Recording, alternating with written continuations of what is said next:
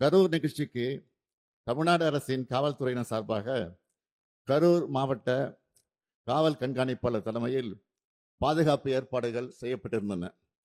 கூடுதல் 3 கூடுதல் காவல் கண்காணிப்பாளர்கள், 5 காவல் துணை கண்காணிப்பாளர்கள், 18 ஆய்வாளர்கள், 75 உதவி ஆய்வாளர்கள், ஆயுதப்படை காவலர்கள் உள்ளிட்ட 515 காவலர்கள் கரூர் மாவட்டத்திலிருந்து பாதுகாப்பு பணியில் ஈடுபடுத்தப்பட்டு இருந்தனர்.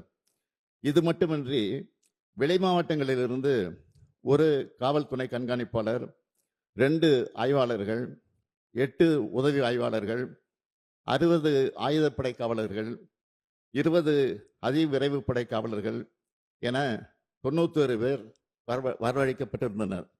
அன்றைய தினம் பாதுகாப்பு பணிக்காக அதிகாரிகள் மற்றும் காவலர்கள் என மொத்தம் 606 பேர் ஈடுபடுத்தப்பட்டிருந்தனர். காவல்துறையை பொறுத்தவரை வழக்கமாக அரசியல் பரப்புரை கூட்டங்களுக்கு வழங்கப்படும் பாதுகாப்பு காவலர் எண்ணிக்கையை விட அதிகமாகவே வழங்கப்பட்டிருந்தது. பொதுக்கூட்ட நிகழ்ச்சி ஏற்பாட்டாளர்களால் 10,000 பேர் வருவார்கள் என்று தெரிவிக்கப்பட்ட நிலையில் அதைவிட அதிகமாக கூட்டம் வரும் என்று எதிர்பார்த்து கூடுதல் பாதுகாப்பு ஏற்பாடுகள் செய்யப்பட்டன. கூட்டம் நடத்த அனுமதி கோரி கொடுத்த கடிதத்தில் மாலை 3 மணி முதல் இரவு 10 மணி வரை என்று குறிப்பிட்டிருந்தார்கள். ஆனால் செய்தியாளர் சந்திப்பு மற்றும் சமூக ஊடகங்களில் மதியம் 12 மணிக்கு கட்சித் தலைவர் கரூர் வருவதாக அக்கட்சியின் பொதுச் செயலாளர் தெரிவித்திருந்தார். இதனால் கரூரில் காலை முதலே மக்கள் வர தொடங்கிவிட்டனர். 27/9/2025 அன்று அக்கட்சியின் தலைவர் சென்னையில் இருந்து காலை 8:40 மணிக்கு புறப்பட்டு 9:25 மணிக்கு திருச்சி வந்தடைந்தார். அதன் பின்னர் நாமக்கல் நிகழ்ச்சியில் கலந்து கொண்ட பிறகு கரூருக்கு இரவு 7 மணிக்கு வந்துள்ளார்.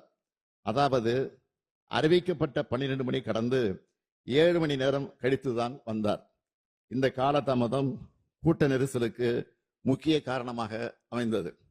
இங்கே அனைத்து கட்சி சார்ந்தவர்களும் இருக்கிறீர்கள். உங்கள் அனைவருக்கும் தெரிந்த விஷயம்தான். கூட்ட ஏற்பாட்டாளர்கள் சில முக்கியமான ஏற்பாடுகளை செய்ய வேண்டும்.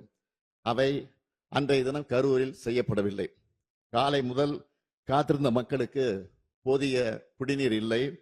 உணவு வழங்க எந்த விதமான ஏற்பாடுகளும் நிகழ்ச்சியை ஏற்பாடு செய்தவர்களால் செய்யப்படவில்லை. இயற்கை பாதைகளை கழிக்க பெண்களால் வெளியில் செல்ல முடியவில்லை.